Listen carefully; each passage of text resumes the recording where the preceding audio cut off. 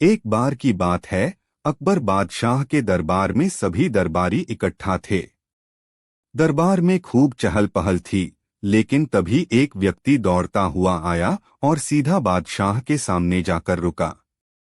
वह बहुत घबराया हुआ था और उसके चेहरे पर चिंता की लकीरें साफ दिखाई दे रही थीं।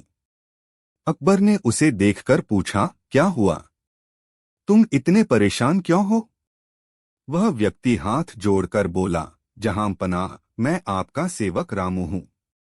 मेरी एक छोटी सी दुकान है, जहां से मैं अपना और अपने परिवार का पेट पालता हूँ। लेकिन कल रात मेरी दुकान से एक बकरी चोरी हो गई। वह बकरी मेरे लिए बहुत कीमती थी, क्योंकि उसकी दूध की बिक्री से ही मेरे घर का गुजारा चलता था।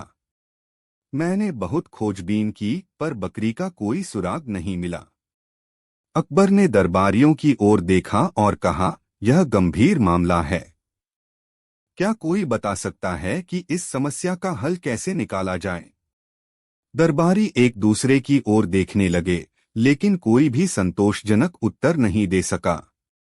तभी बीरबल, जो हमेशा की तरह शांत बैठे थे, मुस्कुराए और बोले, जहां पनाह, अगर आपकी अनुमति हो तो मैं इस मामले की जांच करना चाहता हूं।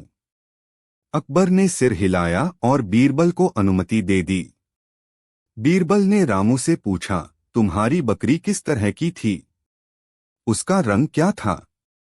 रामू ने जवाब दिया, बीरबल जी, वह काली रंग की थी और उसके सिर पर सफेद धब्बा था। वह बहुत ही शांत स्वभाव की थी।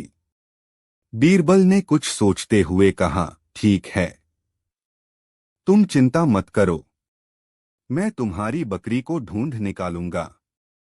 अगले दिन बीरबल ने दरबार में घोषणा की कि सभी दरबारी और नगर के प्रमुख लोग राजमहल के बाहर इकट्ठा हों।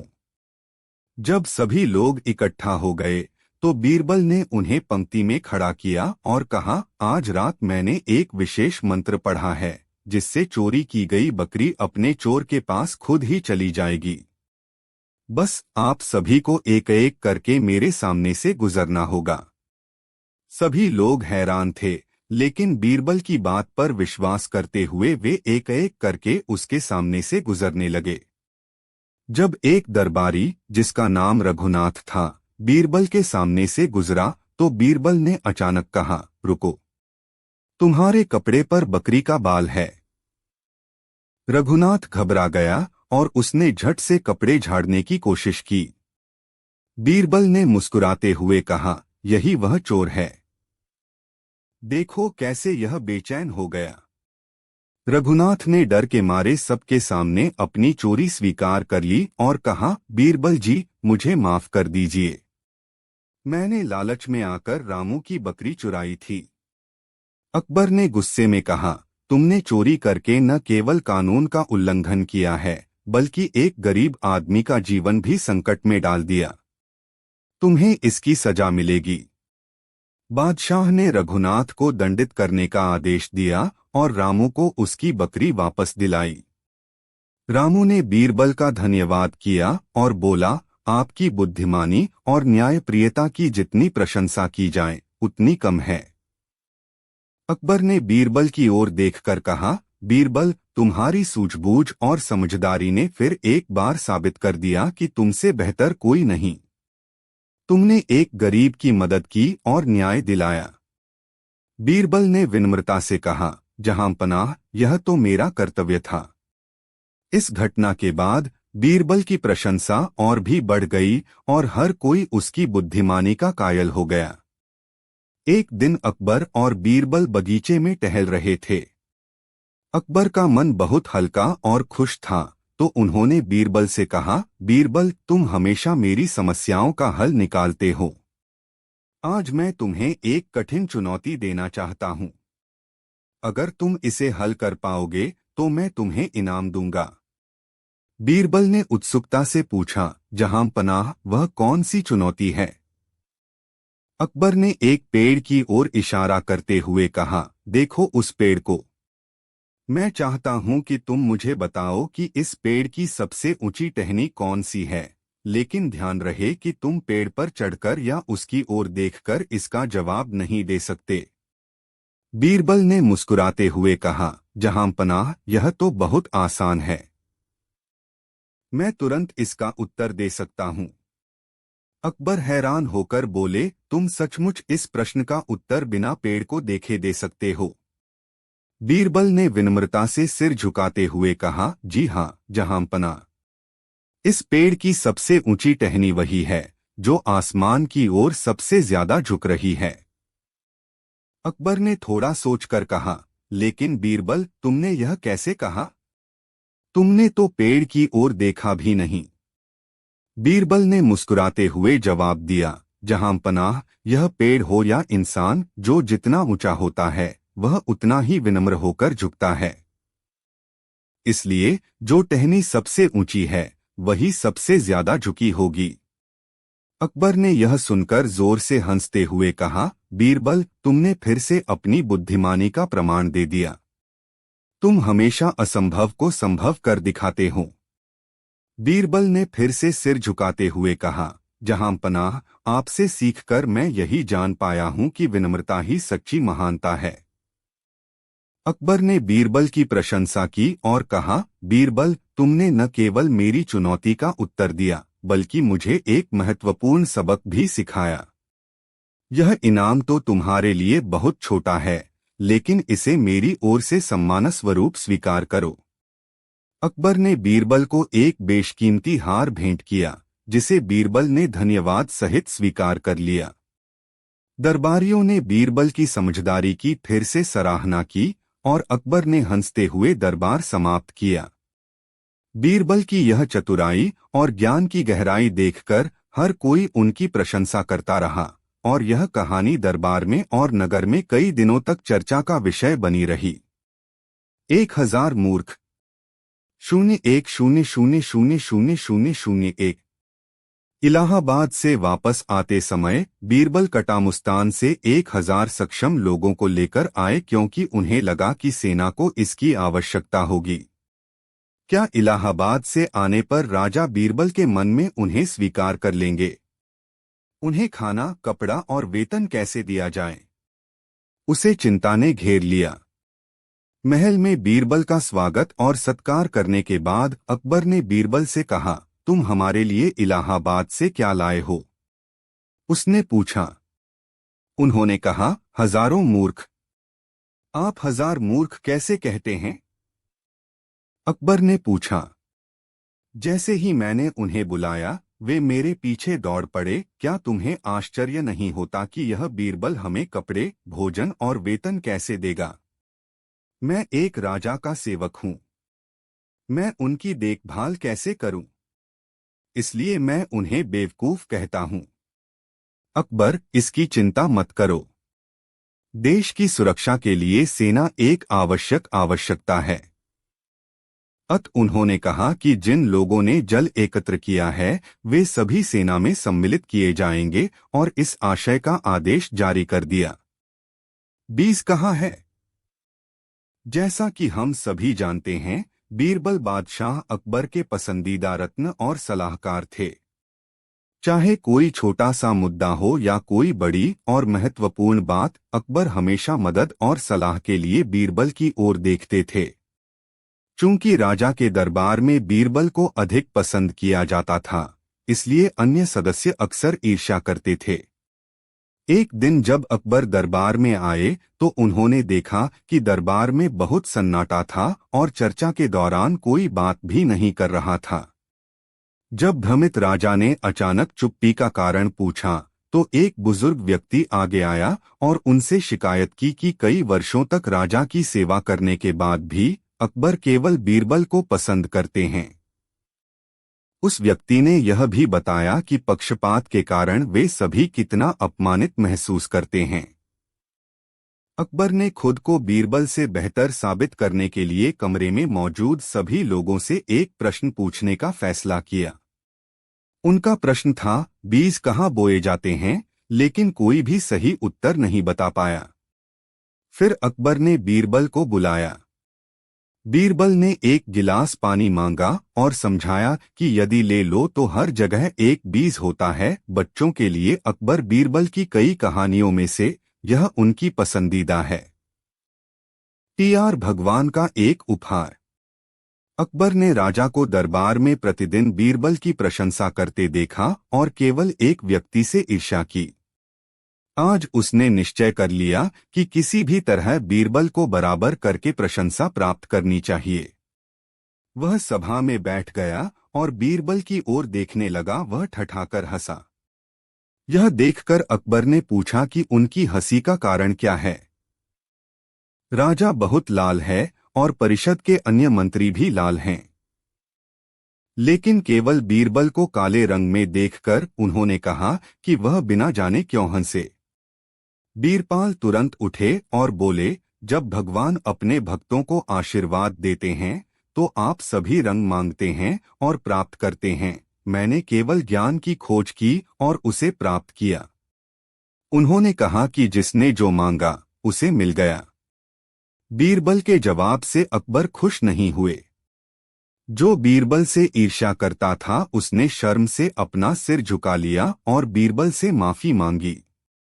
न्यायकर्ता, बुद्धिमानों से टकराओगे तो खतरे में पड़ोगे। घोटालेबाज धोखा देने जा रहे हैं। एक दिन राजा हुराम के महल में गया और हुराम के कोमल गले पर हाथ रखकर रति रंगरण भुवन में प्रवेश कर गया और आनंद लेने लगा। इस हरे विचार की रोशनी में डूबे राजा ने बीरबल को पानी पिलाने की तरकीब निकाली और कहा, तुम मुझसे इस तरह प्यार करते हो और मुझे प्यार के प्रवाह में खींचने की मेरी इच्छा पूरी करते हो, फिर भी इतनी कोमलता के साथ प्यार के अनुपात में मेरे मन को खेलने में बहुत अंतर रखते हैं। इसमें गलत क्या है? क्या आप उतने ही स्वार्थी नहीं हैं? इसे सच्चा प्यार कौन कहेगा? उस शुद्ध प्रेम के सौंदर्य का प्रकाश कहाँ है? तुम चाहे कुछ भी हो, तुम्हारे खंडहर मंदिर में बसने वाले शुद्ध प्रेम का प्याला पीना अभी मेरे भाग्य में नहीं है। तो फिर वैभव को आज क्या करना है? ये अमोलिक आभूषण किस काम आते हैं? उसके मायावी प्यार को धन्यवाद। ऐसे मायावी प्रेम का उपभोग करने से बेहतर है कि इस जीवन को परलोक भेज दिया जाए। इस प्रकार हुराम ने अनेक हास्यास्पद पात्र दिखाकर रोना प्रारंभ कर दिया। इस तारे की शक्ल देखकर राजा हैरान रह गया और उसने हुराम का मन जीतने के लिए कई तरकीबें निकाली ने कहा, अरे दिलबर, ऐसे ही दूर करे मन की उदासी। तुम इतने परेशान क्यों हो? ये जिंदगी तुम्हारी है, तुम्हारी जिंदगी हमारी है। हम तुमसे प्यार करते हैं, हमारी नहीं। लेकिन तुम मेरे सीने को कठोर शब्दों से क्यों छलनी करते हो? सरनेम है तो हटा दो सरनेम। मैं तुम्हारे उदास दिल को धोने को तैयार हूं, फिर मन में दुख क्यों रखता है? राजा की ऐसी बातें सुनकर रानी तुरंत बोली, अब बस करो, बहुत हो गया। तुम मीठी मीठी बातें करके मुझे क्या समझाना चाहते हो? मैं बंदी होकर समझ गया हूं कि तुम्हारे सामने किसी की नहीं चलेगी। यदि तुम्हें मेरी मर्यादा की कद्र होती तो क्या तुम मेरे भाई को दिया वचन वापस लेते? यदि केवल मेरे मन को प्रसन्न करने के लिए और सच्चे विवेक से मुझसे प्रेम करने के लिए बीरबल को दी हुई प्रतिज्ञा छीनकर मेरे भाई को दे दो। अगर तुम ऐसा नहीं करोगे तो मैं तुरंत दुनिया छोड़ दूंगा। रानी के ऐसे कठोर वचन सुनकर राजा क्रोधित हो उठे। आहा, स्त्रियां हमारी चांडिलियां कैसी हैं? क्या आप सिर्फ अपना स्वार्थ साधने के लिए अच्छे लोगों के बारे में सोचे बिना सभी का भला करने की कोशिश कर रहे हैं? क्या औरत जिद्दी है? अगर उसकी जिद टूट जाए तो भी उसे अपनी तलवार की परवाह नहीं होती। एक जाएगा तो 21 आ जाएगा। लेकिन क्या बीरबल जैसा रत्नों का धनुर्धर अपनी कमजोर जिद के आगे झुकता नहीं है? कहाँ हाथी और कहाँ घोड़ा, कहाँ अच्छा और बुरा। क्या रैंडो के साथ शासन करना संभव नहीं है? खोई हुई प्रतिष्ठा वापस नहीं पा सकते, फिर रानी क्यों बीरबल की तरह झुकेंगे और वीरभद्र का अपमान करेंगे? एक रानी के दिल से किया गया वादा बेईमानी, क्या वह अपना वादा निभाएगा? बाकी को समझने के लिए इस प्रकार मन बनाकर अकबर ने हुरमान से कहा, धमकाते हुए कहा, अरे तुम तो जिद्दी हो, यह गायब क्यों है? बुद्धिमान बीरबल, ऐसे राजस्तंभ को तोड़ने को क्यों तैयार हैं? हो गया, इतना बेशर्म कदम उठाकर किसको होगा नुकसान? तुम्हें उसकी परवाह नहीं है। कहा, नजर गहराई में पड़ी। क्या आपने जांच की? बीरबल जितनी बुद्धिमान, क्या आप अपने भाई में हैं? बीरबल जितना ताकतवर, क्या आपका भाई है? मैं कहता हूं बीरबल, जेटली आपके भाई नहीं हैं और आप भी नहीं हैं। यदि तुम समझो तो मेरी आज्ञा का उल्लंघन करो। यह क्यों पागल हो गया है कि ज्यादा तुम कहोगे भी तो समझ न पाओगे। एक वेश्या है। तेरी जिद की खातिर मैं सही हूं। मैं राजनीति, तकनीक और नेक एब लगाने के लिए विवेकी बीरबल का अपमान नहीं करूंगा। रंग पारखी नीतिवान राजा को है। कोठी धुर्वे का कीचड़ निकलेगा। बहुत जोर लगाने पर यह टूट जाएगा। यह देखकर रानी ने सोचा, इस तिल में तो तेल नहीं है। बादशाह का निश्चल प्रेम बीरबल के प्रति है। यदि वह मेरी भूल से टूटने वाला नहीं तो क्षैतिज मार्ग अपनाने से क्या लाभ? इसके बजाय यदि आप शाह को वश में कर लें और समाधान का आयोजन करें तो यह काम करेगा। मन से ऐसा संकल्प करके हंसता मुखड़े ने शाह से कहा, मैं आपके अटूट प्रेम के लिए धन्यवाद देता हूं क्योंकि मैं आपके न्यायपूर्ण न्याय का कायल हूं। अकबर ने कहा, यदि तुम्हारी ये बातें झूठी हैं तो मैं बहुत संतुष्ट हूं। मैं आपको चुनौती देता हूं कि क्या बीरबल की बुद्धि किसी भी चाल से दूर हो सकती है? क्या आप कोई इलाज ढूंढ सकते हैं? तभी तुम्हारे भाई के अपमान का बदला लिया जा सकेगा। रानी ने कहा, अगर आपकी यही राय है तो मेरी राय कहाँ है? भले ही आप इसे ले लें। यह कितना मजेदार है। इसलिए मेरा कोप भुवन में निवास पर क्रोध प्रकट करना। ऐसा करो और बीरबल को बुलाओ और कहो, आज रानी अपने ही घर मेरे पास आई। आश्वस्त रहें। अगर आप इस ट्रिक के चक्कर में नहीं पड़ते अत तुम्हें दिया हुआ वचन लौटा दो। ले जाया जाएगा। वैसा ही होगा। मेरी तकनीक वहां होगी। लाख के बाद भी क्रेडिट रहना चाहिए। बस पैसे बर्बाद करो। इसलिए इसे जल्द से जल्द करें। अगर बीरबल भी मुझे समझाने आएंगे। मुझे समझ नहीं आया, ये मेरी उम्र है। वह निराश हो जाएगा और शर्मा जाएगा। अगर यदि आप यह भेद बीरबल को नहीं बताएंगे।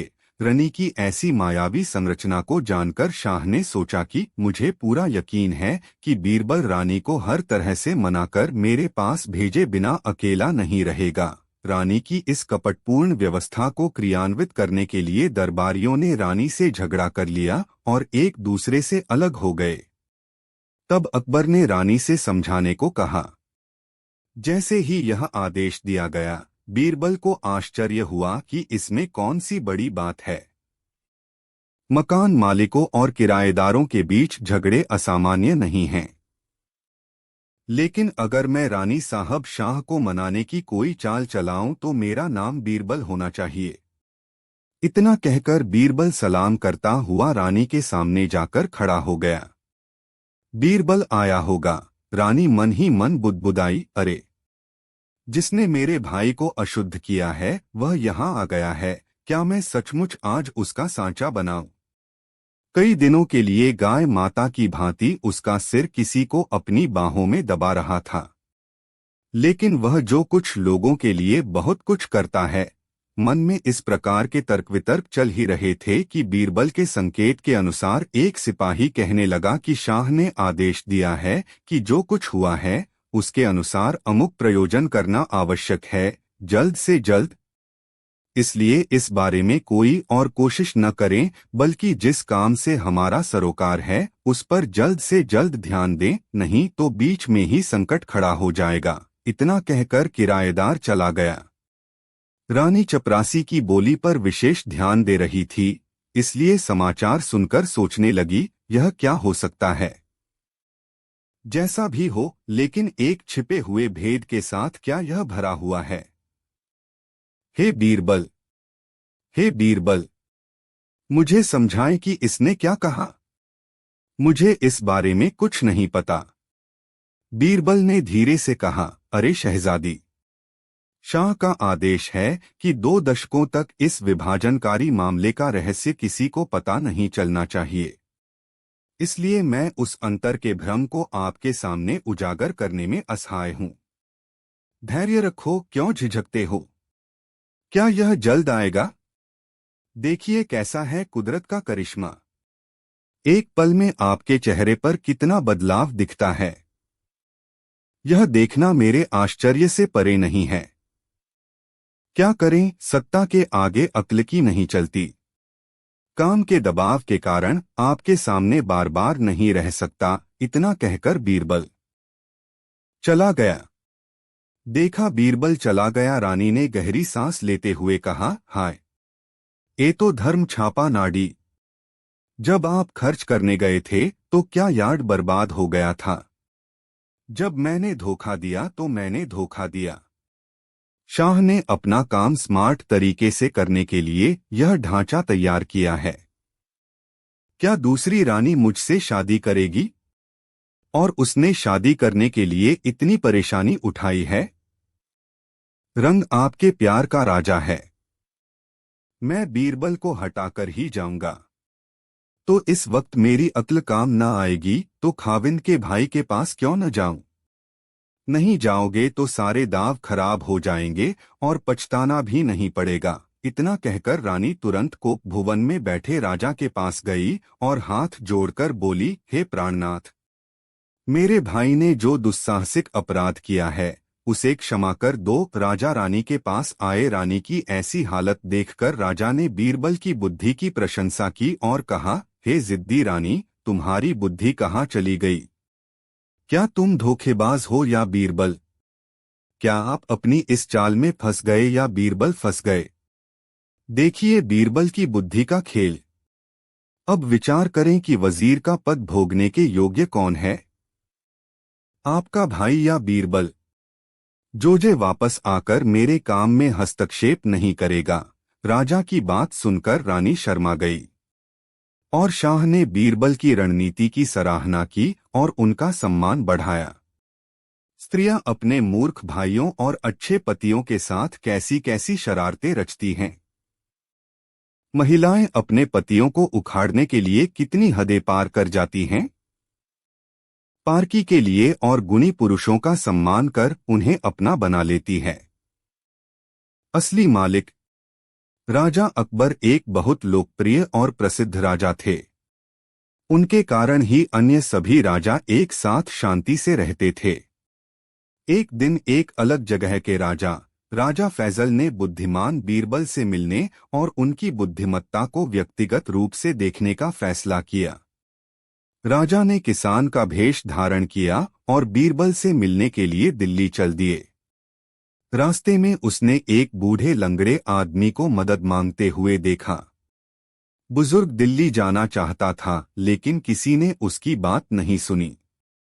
राजा फैजल को उसके लिए बुरा लगा और उन्होंने उस आदमी की मदद करने का फैसला किया। उन्होंने उस आदमी को घोड़े पर चढ़ने में मदद की और उन्होंने फिर से दिल्ली की अपनी यात्रा शुरू कर दी। जब वे दिल्ली पहुंचे तो राजा फैजल ने बूढ़े व्यक्ति को घोड़े से नीचे उतरने के लिए कहा। इसके बजाय बूढ़े व्यक्ति ने चिल्लाना शुरू कर दिया और घोड़े का मालिक होने का नाटक किया। उन्होंने राजा फैजल पर चोर होने का भी आरोप लगाया जो घोड़ा चुराने की कोशिश कर रहा था। राजा फैजल इतने आश्चर्यचकित थे कि उन्हें कुछ भी समझ नहीं आ रहा था कि क्या कहें, इसलिए उन्होंने निष्पक्ष फैसले के लिए अकबर के दरबार में जाने का फैसला किया। अकबर ने बीरबल से मामले को देखने और समाधान खोजने के लिए कहा। हमेशा की तरह बीरबल तुरंत एक योजना लेकर आए। वह उन दोनों को घुड़साल में ले गया जहां कई घोड़े थे और उनसे उस घोड़े की पहचान करने को कहा जो उनका था। बूढ़ा व्यक्ति ऐसा करने में असफल रहा, लेकिन राजा फैजल ने तुरंत अपने घोड़े का पता लगा लिया। इस तरह बीरबल एक बार फिर एक मामले को सुलझाने में कामयाब रहे और राजा फैजल उनकी चतुराई से बहुत प्रभावित हुए। सुंदर बच्चे। एक बार अकबर ने बीरबल से कहा कि मेरा पोता दुनिया में सबसे सुंदर है। इस पर बीरबल कहते हैं, नहीं मन्ना, तुम्हारे पोते से भी सुंदर कोई है। क्या अकबर मेरे पोते को जाने देगा? उन्होंने कहा कि यह संभव नहीं है। बीरबल ने तुरंत कहा, हे राजा, मेरे साथ आओ और मैं उसे दिखाऊंगा। अकबर और बीरबल भेष बदलकर शहर के बाहरी इलाके में झोपड़ियों से भरे इलाके में गए। वहां एक बच्चा मिट्टी में खेल रहा था। बीरबल ने अकबर को वह बच्चा दिखाया जो मिट्टी में सना हुआ था, फटे कपड़े पहने था और जिसकी नाक बह रही थी, और बोले, यह तो आपके पोते से भी अधिक सुंदर बच्चा है। अकबर दंग रह गए, क्या यह बच्चा मेरे पोते से भी अधिक सुंदर है? बीरबल ने पूछा। जी श्रीमान। जैसे ही उन्होंने अकबर से कहा, बीरबल ने बच्चे को चिकोटी काटी और छिपकर खड़ा हो गया। बीरबल के चुटकी काटते ही बच्चा दर्द से जोर जोर से रोने लगा। बच्चे की रोने की आवाज सुनकर बच्चे की मां झोपड़ी से दौड़कर आई और पूछने लगी कि सुंदर चंद्रमा की तरह चमकने वाला मेरा बच्चा क्यों रो रहा है? मेरा पालतू जानवर क्यों रो रहा है? बीरबल ने बच्चे को चिकोटी काटी और छिपकर खड़ा हो गया। बीरबल के चुटकी काटते ही बच्चा दर्द से जोर जोर से रोने लगा। बच्चे की रोने की आवाज सुनकर बच्चे की मां झोपड़ी से दौड़कर आई और पूछने लगी कि सुंदर चंद्रमा की तरह चमकने वाला मेरा बच्चा क्यों रो रहा है? मेरा पालतू जानवर क्यों रो रहा है? वो लेती है। क्या आपने बीरबल अकबर को देखा? उन्होंने कहा कि भले ही उसके बच्चे के बाल बिखरे हों, नाक बह रही हो और पूरे शरीर पर गंदगी हो, फिर भी बच्चा मां के लिए एक आपदा है। बीरबल ने अकबर को स्पष्ट कर दिया कि सुंदरता प्यार के साथ दिल की आंखों में भी होती है। अकबर ने हाँ की मंजूरी देकर और उपहार देकर बीरबल का सम्मान किया।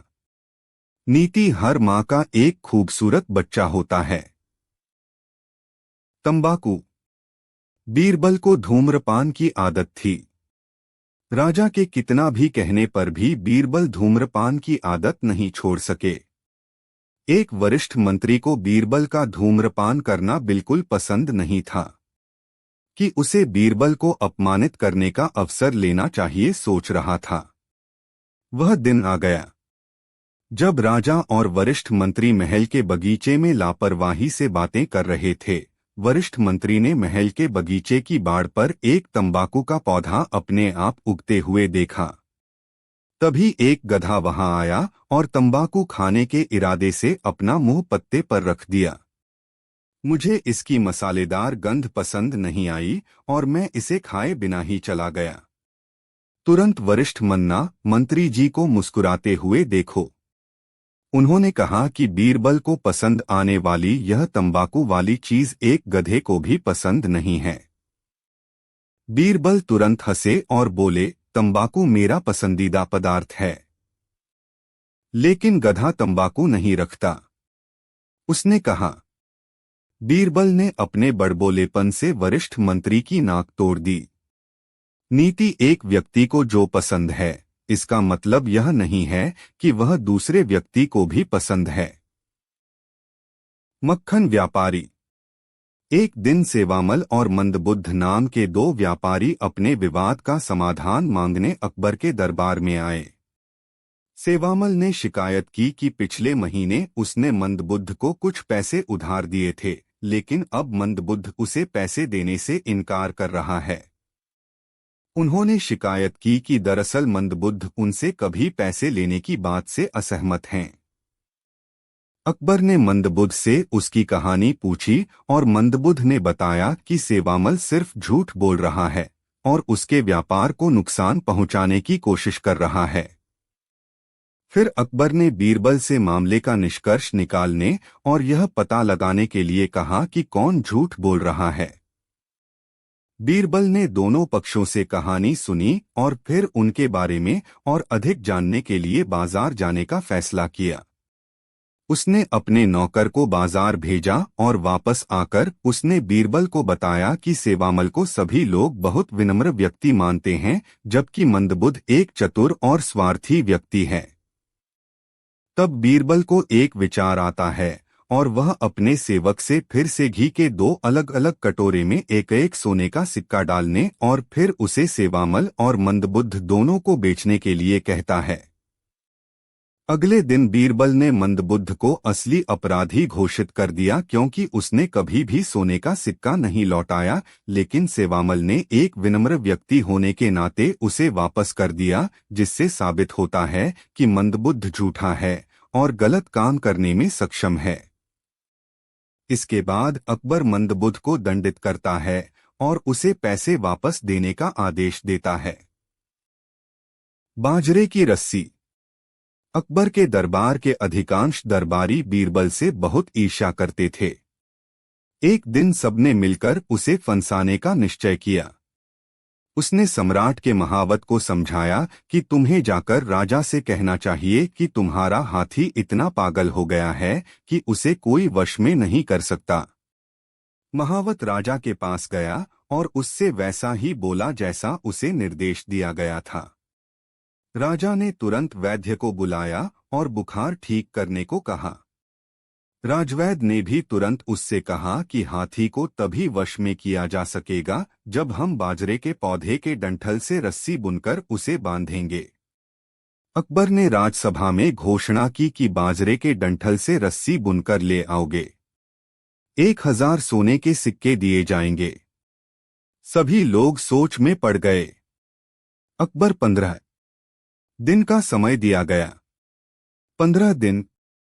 फिर दरबार भर गया और अकबर सभी से रस्सी के बारे में पूछा, लेकिन सभी नीचे उतरे। वह सिर झुकाकर बैठ गया। कोई नहीं जानता था ऐसी रस्सी कैसे बनाए। सभी अस्पष्ट। नेता बने दरबारी ने इस अवसर का लाभ उठाया और कहा, अरे हमारे दरबार में बीरबल जैसा चतुर व्यक्ति है। सभी लोग घबरा रहे थे, लेकिन अकबर ने तुरंत कहा, हाँ, बीरबल को पता होना चाहिए कि यह रस्सी कैसे बनाई जाती है। बीरबल समझ गए कि यह उन्हें फंसाने की चाल है। वह बहुत उत्साहित थे। उन्होंने कहा, जहांपनाह मुझे 10 मिनट दीजिए। राजा हालांकि उन्होंने कहा। बीरबल तुरंत घर गए और एक छलनी लेकर आए और कहा कि अगर मैं रस्सी बुनूंगा, लेकिन उसके लिए मुझे एक विशेष प्रकार का पानी बनाना होगा। अगर यह नेता दरबारी मुझे इस छलनी में पानी दे तो मैं तुरंत शुरू कर दूंगा मेरा काम। राजा ने दरबारी नेता को एक छलनी दी और उसमें पानी भरने को कहा। नेताजी का दरबार पागल हो गया। उसने कहा, सम्राट, यह असंभव है। इसे एक दिन छलनी में पानी भरकर रख सकते हैं। बीरबल ने कहा, जहांपनाह, यह तो मुझे फंसाने की चाल है। राजा की बात समझ गई और उसने दरबारी को दंड दिया। दरबारी ने अपना अपराध स्वीकार कर लिया। महावत, राजवैद्य और सभी दरबारियों को राजा ने दंडित किया। सभी ने बीरबल की चतुराई की प्रशंसा की। राजा ने बीरबल को 1000 सोने के मेहर दिए। तीर्थ यात्रा। एक बार एक गरीब महिला रहती थी जो पैसे कमाने के लिए दूसरे लोगों के लिए खाना बनाती थी। हर महीने वह अपने पैसे का एक निश्चित हिस्सा बचाती थी ताकि भविष्य में वह शांतिपूर्ण जीवन जी सके। उसकी कमाई उसे बहुत प्रिय थी। एक दिन उसके कुछ परिचित लोगों ने तीर्थ यात्रा पर जाने का फैसला किया। उसने उनके साथ यात्रा में शामिल होने का फैसला किया, लेकिन वह अपने छोटे भाग्य को लेकर चिंतित थी। वह न तो इतने सारे पैसे ले जाना चाहती थी और न ही उसे लावारिस छोड़ना चाहती थी। बेचारी महिला ने अंततः एक साधु से मदद लेने का फैसला किया। ऋषि ने इसके साथ कुछ भी करने से इनकार कर दिया, लेकिन जब वह जिद पर अड़ी रही तो उन्होंने उसे इस चेतावनी के साथ इसे अपने आश्रम में दफनाने के लिए कहा कि वह इसके लिए जिम्मेदार नहीं है। धन गाड़ने के बाद वह तीर्थयात्रा के लिए निकल पड़ी। वापस लौटने पर वह अपने पैसे वापस पाने के लिए सीधे ऋषि के पास उनके आश्रम में गई, लेकिन उस स्थान की खुदाई करने पर जहां उसने पैसे छिपाए थे, कुछ भी न पाकर दंग रह गई। पैसे का कहीं पता नहीं चला। वह ऋषि को दोष नहीं दे सकती थी क्योंकि उसने पहले ही खुद को इससे कुछ भी करने से मना कर दिया था, इसलिए उसने मदद मांगी। बीरबल से उसकी कहानी सुनने के बाद बीरबल ने एक योजना बनाई और अपने 2 रक्षकों को अपने धन के लिए मदद मांगने के लिए ऋषि के पास भेजा। सैनिकों में से एक ने ऋषि से अपने भाई के भाग्य को छिपाने के लिए कहा क्योंकि वह शहर से बाहर जा रहा था। उसी समय बुढ़िया ने संत के पास जाकर अपना धन मांगा। इस बार ऋषि को चिंता हो रही थी कि कहीं वह बुढ़िया की छोटी सी रकम के बदले बड़ी संपत्ति न खो दे। उसने जल्दी से उस पर वह पैसा बरसा दिया जहां पैसा था। जैसे ही उसे अपना धन वापस मिला, दूसरा सैनिक यह घोषणा करने आया कि उसका भाई शहर में वापस आ गया है और पहले सैनिक को अपना खजाना छिपाने की जरूरत नहीं है। इस प्रकार धोखेबाज साधु के पास कुछ भी नहीं बचा। धन हमारे पास रहे। सेल्वम नाम का एक व्यक्ति सम्राट अकबर के महल में अकबर के महल रक्षक के रूप में काम करता था। एक दिन सेल्वम ने अकबर को एक छोटी सी गलती के लिए उसे बर्खास्त करने का आदेश दिया। धन गरीबी है। परिवार का एक सदस्य सेल्वम बीरबल के पास गया और उसे अपनी गरीबी के बारे में बताया और उससे महल में काम पर लौटने की विनती की। बीरबल को अपनी खराब हालत पर अफसोस हुआ और उसने सेल्वम से कहा कि वह कल सुबह जल्दी महल जाए और सेल्वम के दरवाजे पर खड़ा हो जाए। उन्होंने मुझे हिम्मत दी और कहा कि अगर आदेश हो तो अंदर आ जाओ, नहीं तो मैं चला जाऊंगा। अगली सुबह सेल्वम भी महल में गया। मैं दौलत की दहलीज पर खड़ा हूं। वह कह रहा था कि अगर आदेश देंगे तो अंदर आ जाएंगे, नहीं तो चले जाएंगे। यह खबर राजा अकबर तक पहुंची। अकबर ने तुरंत सेल्वम को, जो गेट पर खड़ा था, अंदर लाने का आदेश दिया। सेल्वम ने विनम्रतापूर्वक राजा को प्रणाम किया और महल के द्वार पर उन्होंने जो कहा था उसे दोहराया।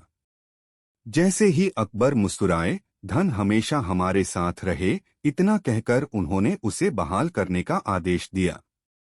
इस घटना के बारे में जानकर महल में सभी लोग आश्चर्यचकित रह गए। अकबर को यह जानकर वास्तव में खुशी हुई कि यह बीरबल के संरक्षण के कारण था। नीति हर कोई अमीर बनना चाहता है।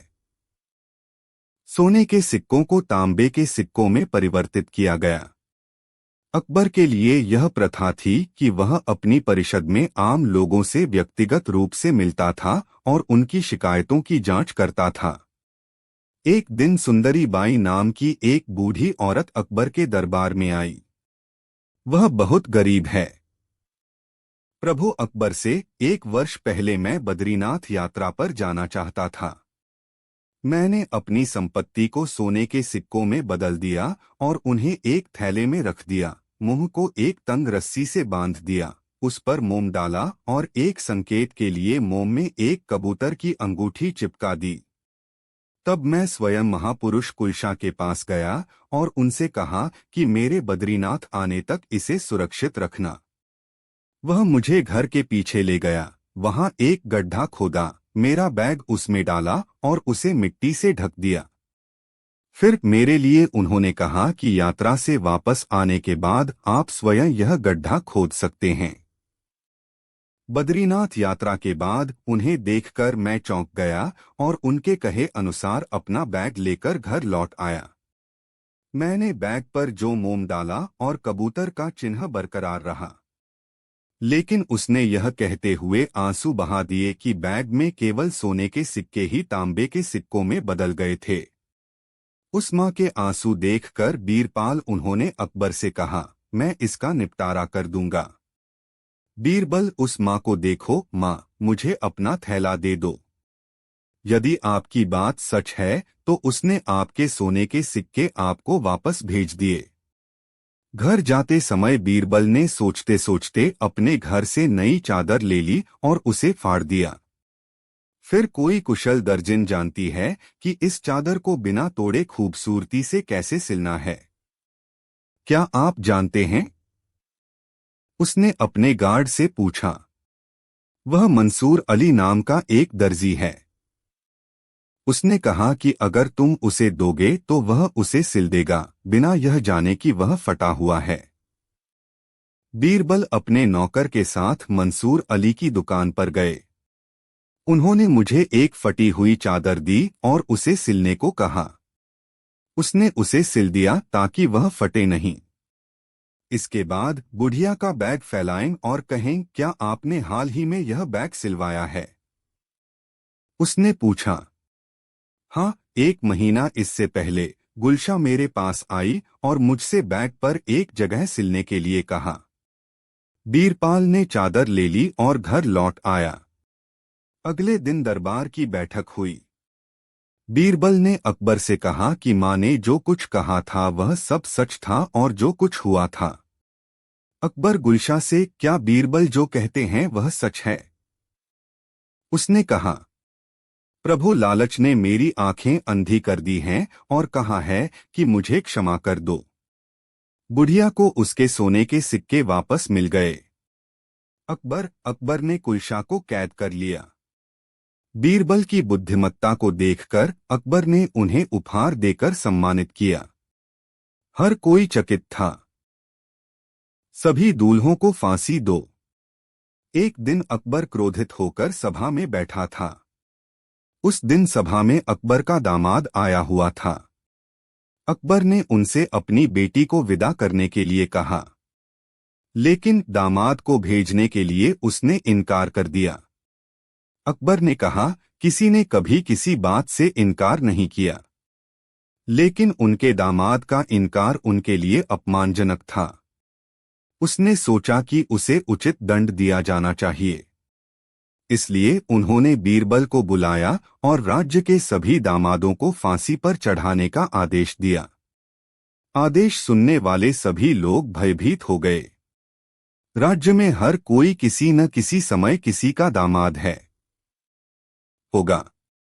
बीरबल ने राजा के आदेशानुसार कल होने वाली फांसी की सारी व्यवस्थाएं करना शुरू कर दिया। सभी व्यवस्थाएं पूरी करने के बाद बीरबल राजा के पास गए और राजा से कहा कि वह आएं और देखें कि फांसी पर चढ़ने से पहले उन्होंने जो भी व्यवस्थाएं की थीं वे सही थीं या नहीं। बीरपाल द्वारा की गई सभी व्यवस्थाएं संतोषजनक थीं, लेकिन अकबर को संदेह था। बीरपाल लंबी लाइन में है, उसने अनेक फांसी के तख्ते लगवाए थे, लेकिन लंबी कतार के अंत में उसने सोने और चांदी से सजे 2 फांसी के तख्ते देखे। अकबर को कुछ समझ नहीं आया। अकबर ने तुरंत बीरबल से पूछा कि ये दोनों विशेष फांसी किसके लिए इस्तेमाल की गई थीं। बीरबल ने कहा, महाराज, सोने का पेड़ उनके लिए है और हम उनके सेवक चांदी का पेड़ हैं। क्या अकबर मेरे लिए सोने का पेड़ है? कौन मुझे फांसी देने का साहस कर रहा है? उसने पूछा। अकबर, वास्तविक बने रहें। बीरपाल ने कहा, आप और मैं समेत सभी लोग किसी के भी दामाद हैं, इसलिए मैंने इसे विशेष रूप से उनके लिए सोने से बनाया। बीरबल ने कहा कि आप पहले शुरू कर सकते हैं और मैं कल शुरू कर सकता हूं और अन्य बाद में पूरे किए जा सकते हैं। तुरंत ही अकबर को एहसास हुआ कि उसने कितना मूर्खतापूर्ण आदेश दिया है और वह तुरंत महल में लौट आया। इसे तुरंत रद्द करने का फैसला किया। जस्टिस, क्रोध में निर्णय न लें। गायत्री मंत्र। एक दिन अकबर और उसका धन मंत्री बीरबल भेष बदलकर मनिंदु शहर पर छापा मार रहे थे, तभी एक भिखारी आया। उसे देखकर अकबर ने बीरबल से पूछा, क्या यह जाति भीख मांगने के अलावा कोई अच्छा काम नहीं जानती? उसने पूछा। बीरबल ने उससे पूछा कि वह भीख क्यों मांगता है, और उसने कहा कि वह प्रतिदिन 25 सेंट कमाता है। बीरबल ने तुरंत कहा कि यदि आप भीख मांगना बंद कर दें और रोज सुबह स्नान करें और 10 धर्म गायत्री का जप करें तो मैं आपको हर दिन 50 सेंट दूंगा। वह सहमत हो गए और उन्होंने गायत्री मंत्र का जाप किया। उसके चेहरे पर नया तेज उभर आया। बीरबल ने उसे फिर बुलाया और कहा कि अगर वह प्रतिदिन 108 बार जाप करेगा तो मैं उसे 1000 रुपए दूंगा। उसने कहा। उन्होंने वही जप किया। एक दिन यह देखकर